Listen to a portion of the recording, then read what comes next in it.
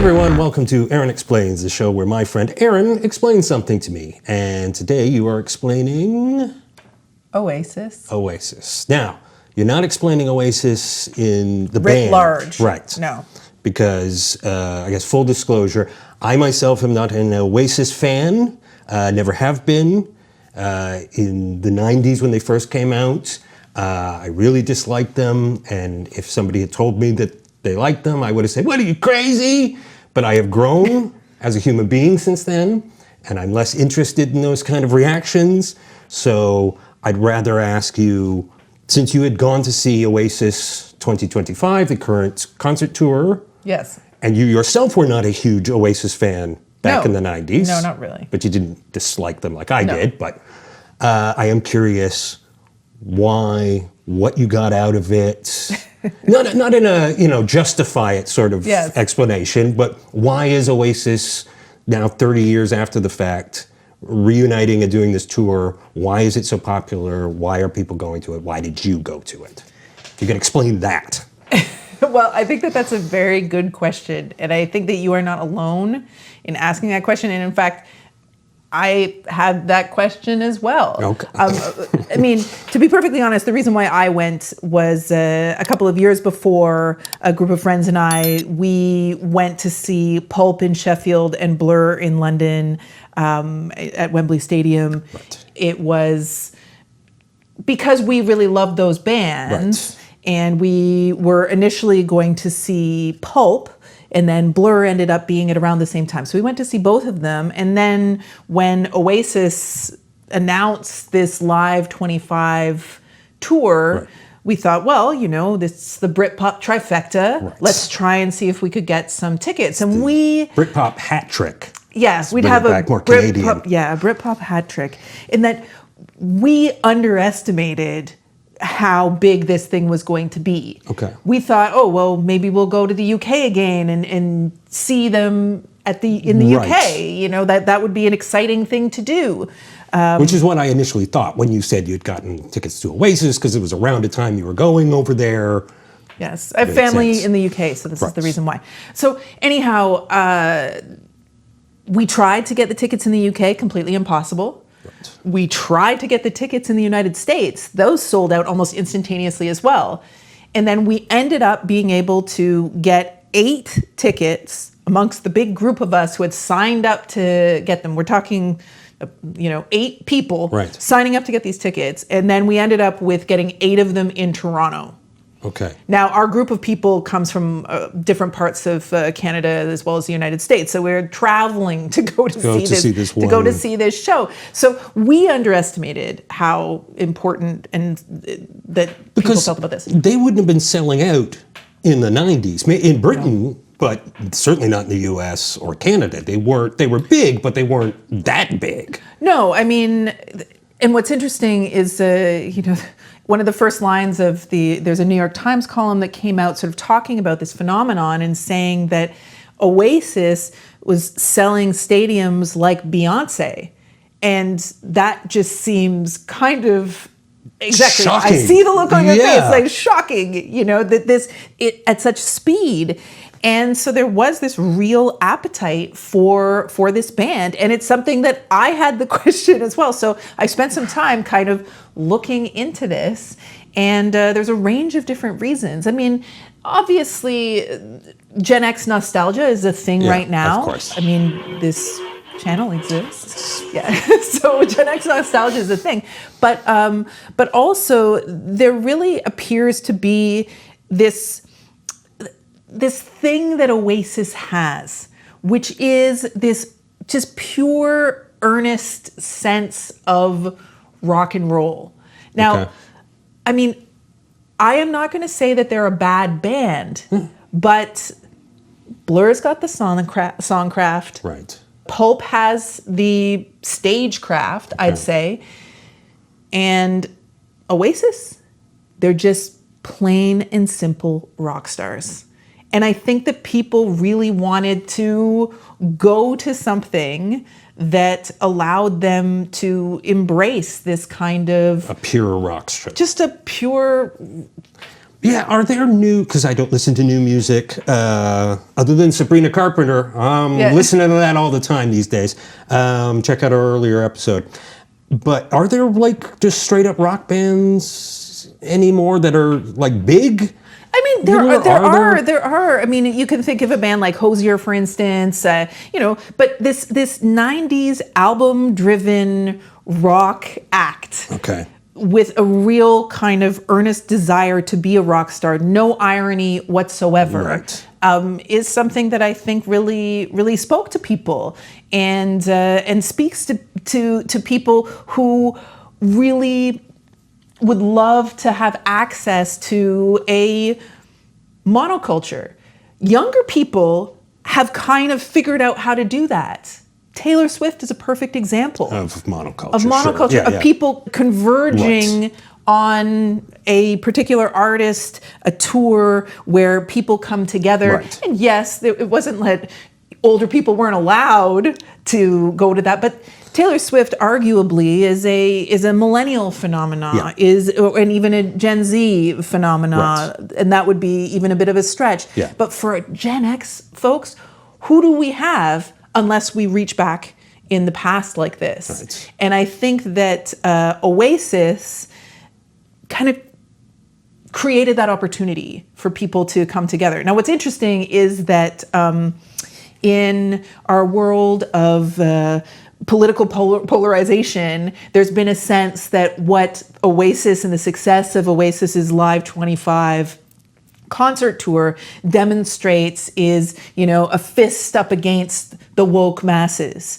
because Oasis, these two brothers represent just real working class, folks who drinking beer and singing songs together, and this is hating each other and trying to kill each other and totally dysfunctional family. And it doesn't make any sense because although Noel has made many statements that are questionable, these Brexiteer, etc. But Liam, loves Greta Thunberg, votes Green. Isn't that not why they kind of hate each other, or one of the many reasons why they hate each other? Yes, Right. Yeah.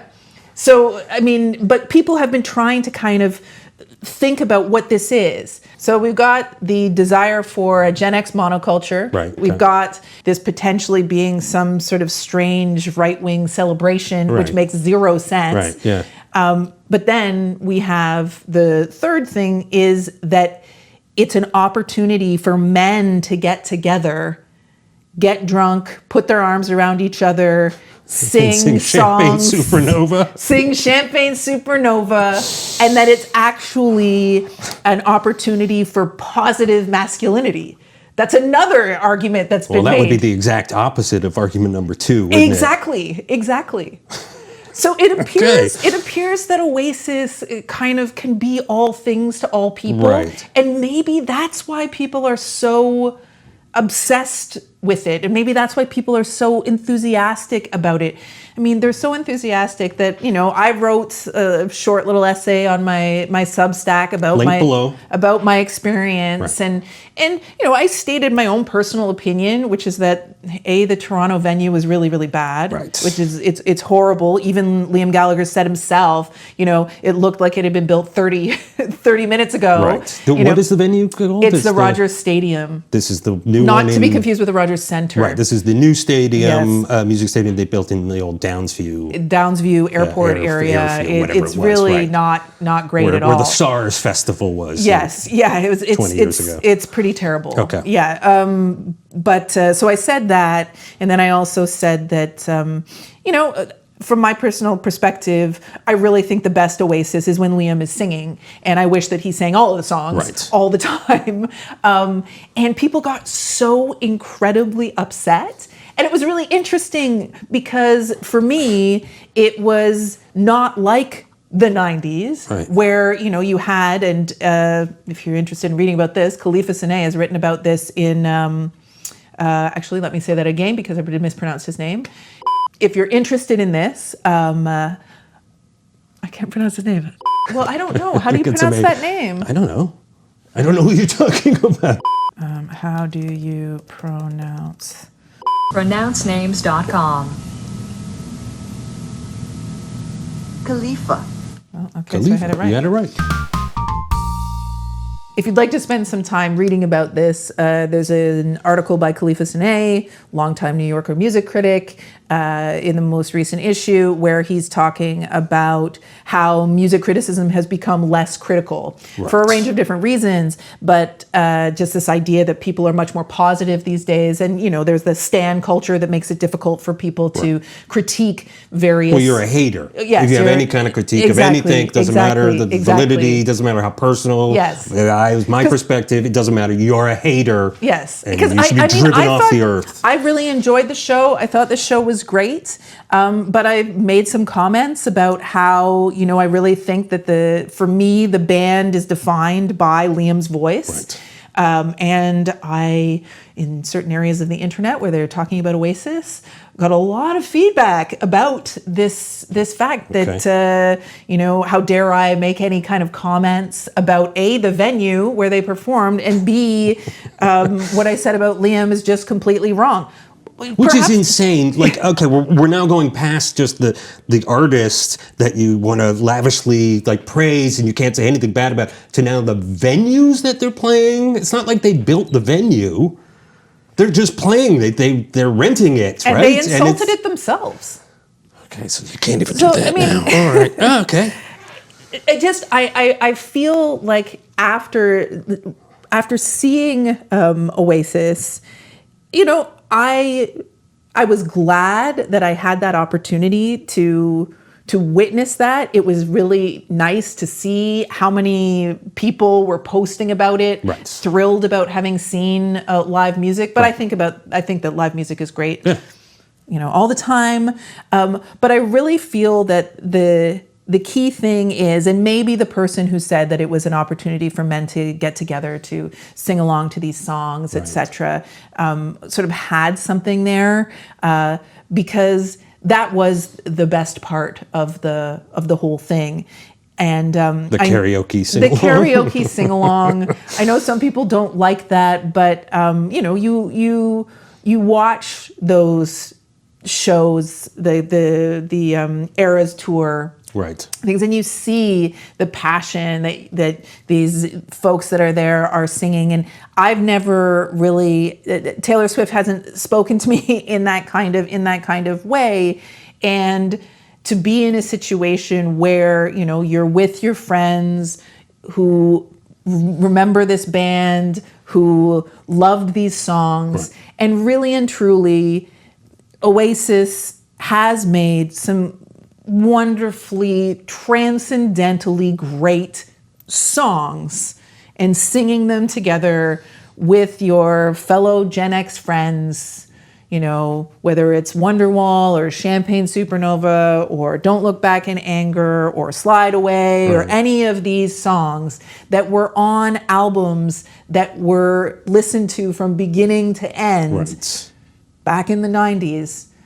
Was just a really lovely experience. Okay. And so I think that that seems more nostalgia, though, than the men singing together or men raging against the woke. That just seems like pure nostalgia. I think it really is. Particularly with a band that had broken up ages ago, very, very public hate and comments, never thought they would get back together. So it's kind of an opportunity. It's an opportunity that nobody really thought would ever come back around again. I mean, and I think that this isn't the same as, say, Pulp and Blur.